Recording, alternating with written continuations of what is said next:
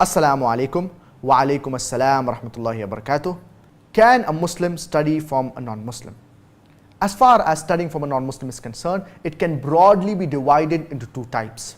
A Muslim studying from a non-Muslim, the knowledge related to the deen. As far as this is concerned, knowledge of the deen should only be acquired from a Muslim. It should not be acquired from a non-Muslim. And unfortunately, we see that many Muslims, they study Islam from non-Muslims. And we find this, that it is very prevalent in the Western countries when people are writing thesis, whether it be masters or whether it be PhD, they are mushrif or their supervisor is non-Muslim.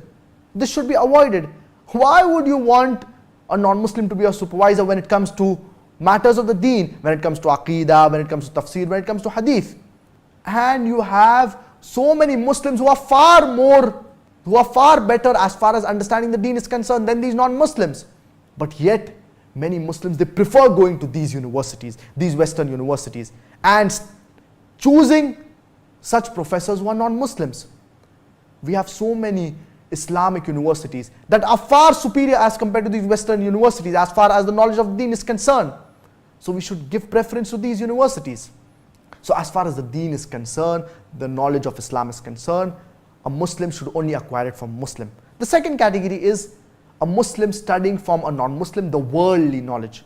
A Muslim can study from a non-Muslim the worldly knowledge that is not related to the deen, as far as the teacher is not teaching anything that goes against the rules of Sharia, that goes against the teachings of the glorious Quran or authentic hadith of our beloved Prophet Muhammad, may peace and blessings be upon him. And it does not involve in anything that is haram, or it does not involve in something, or the teacher does not teach anything that is haram. This should not be done. So acquiring knowledge of the dunya, worldly knowledge, there is no problem. It is better for a Muslim to acquire even the worldly knowledge from a Muslim teacher, but if he acquires it from a non-Muslim, as long as it does not break rules of the Sharia, there is no problem in it.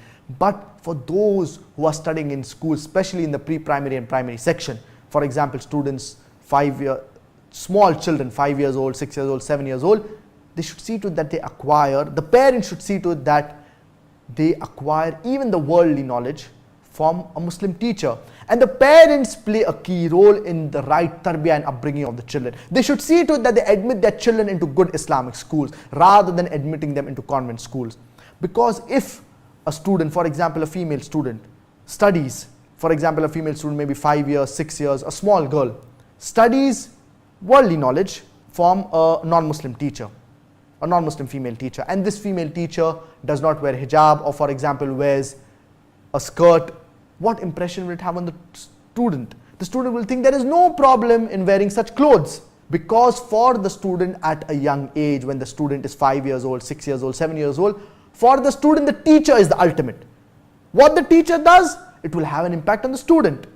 So that's the reason admitting children into Islamic schools is very important, so that they have a good Islamic environment and so that they are not being influenced by the Western culture, which can be damaging to the student.